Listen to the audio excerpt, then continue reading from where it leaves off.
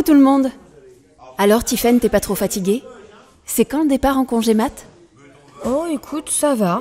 Je pars la semaine prochaine. Eh ben, t'auras vraiment attendu le dernier moment.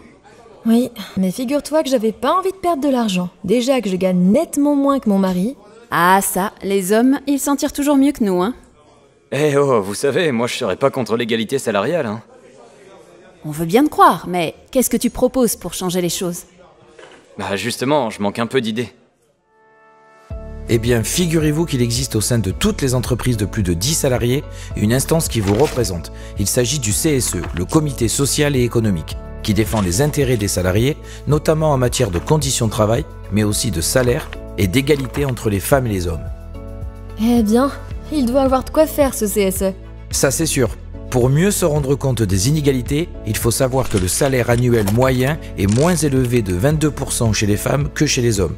Alors certes, pour essayer de réduire ces inégalités, en 2019, un index pour l'égalité salariale a été imposé à toutes les sociétés d'au moins 50 salariés. Mais les critères sont tellement souples qu'il n'est pas très efficace. La baisse de l'écart salarial est si lente qu'au rythme actuel, il faudrait 1000 ans pour atteindre l'égalité salariale.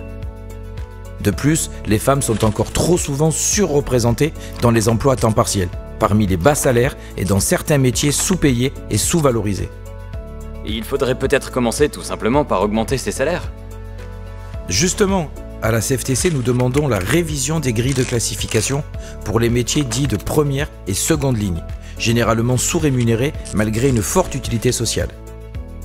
Et c'est même l'ensemble des rémunérations qu'il faut revoir en commençant par le SMIC, qui mérite un réel coup de pouce et une revalorisation calculée sur l'inflation à venir et non sur celle de l'année passée. Cela pour que chacun puisse vivre dignement de son salaire. Ensuite, les patrons qui ont trop souvent recours aux primes doivent être poussés à favoriser les augmentations pérennes et un écart maximal entre le plus bas et le plus haut salaire doit impérativement être mis en place. En outre, il faut partager de façon plus juste la valeur créée par l'entreprise.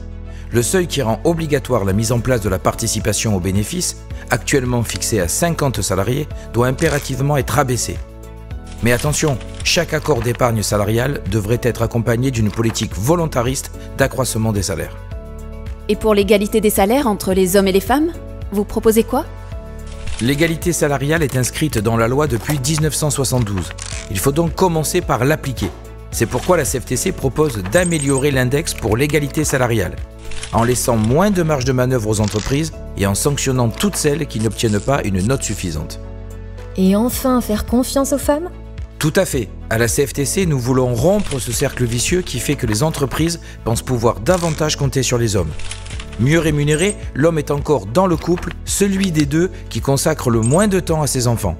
Résultat, il y reste plus disponible pour leur entreprise et les patrons continuent à leur confier plus de responsabilités. Oui, les aspirations évoluent, il serait temps de changer tout ça. S'impliquer auprès de son enfant dès ses premiers jours, ça devrait être faisable aussi bien par le père que par la mère. Aussi, la CFTC demande que le congé parental soit rallongé et surtout mieux indemnisé. Ça donne envie. Chiche, on rejoint tous le CSE aux prochaines élections. Vous serez les bienvenus. Absolument tout le monde peut se présenter à condition d'avoir plus de 18 ans et au moins 1 an d'ancienneté dans l'entreprise. En attendant, n'hésitez pas à vous rapprocher de vos élus CFTC qui pourront écouter vos propositions et vous aider à défendre vos droits. Alors rejoignez-nous. Faites bouger les choses.